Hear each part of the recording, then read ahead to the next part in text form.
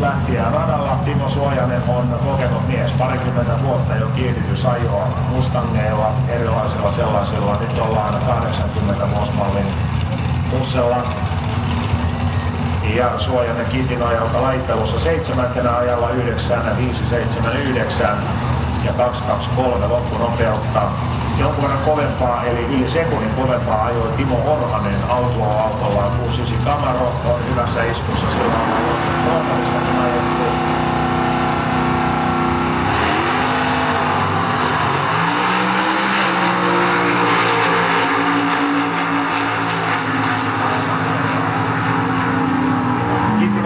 Suojanen häviää radalta 1 yllättävän punavalon ja näin Timo Orhanen radalta 1.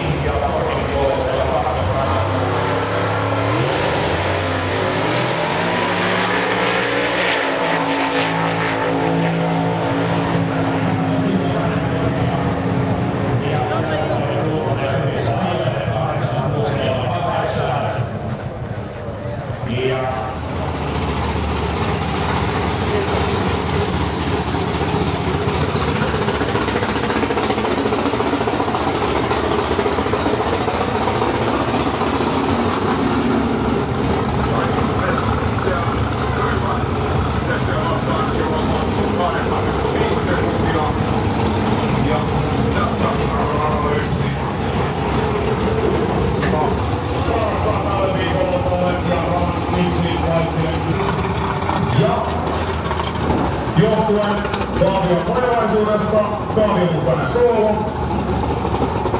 Radalle 1 saapuu 69 Camarolla.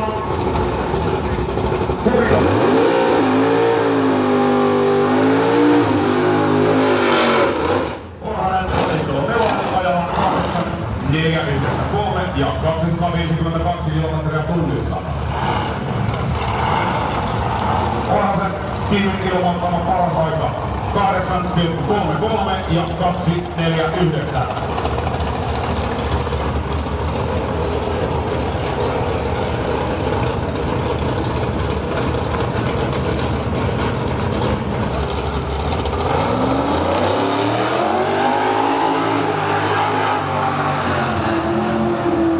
Suoritus hyväksytty.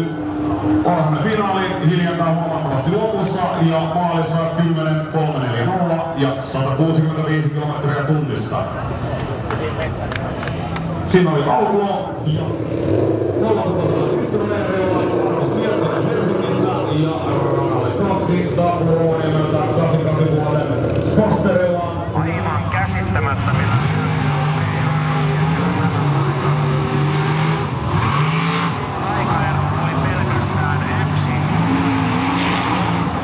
viivalta ero oli peräti 0,07.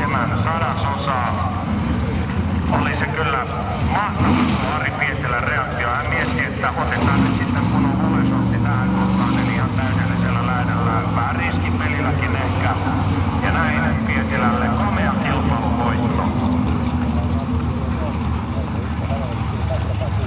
Se oli ryhmä nimeltään Supercomp ja sitten otetaan auto.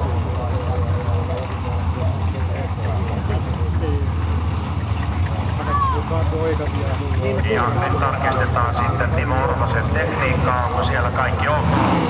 Näyttää olevan, ei muuta kuin Orhanen viivalle ja matkaan. Kai-Erik Nieminen Nakkilasta rata 2. Laittelun 1 Nieminen ajoi 7 täällä aika ajoissa. Timo Orhanen laittelu 4. Tyytyi 8,4 sekuntia, joten näiden valossa Nieminen on ennakkosuosikki, mutta mitään ei ole kyllä sanottu ennen kuin ollaan maalissa. Eli Kai-Erik Nieminen.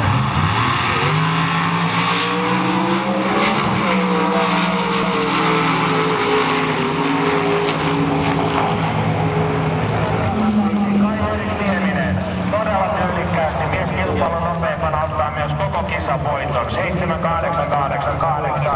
on muuten kovempi aika kuin aika-ajojen ykköstulos. Ja näin alkoi voitto Kai-Erik Niemiselle.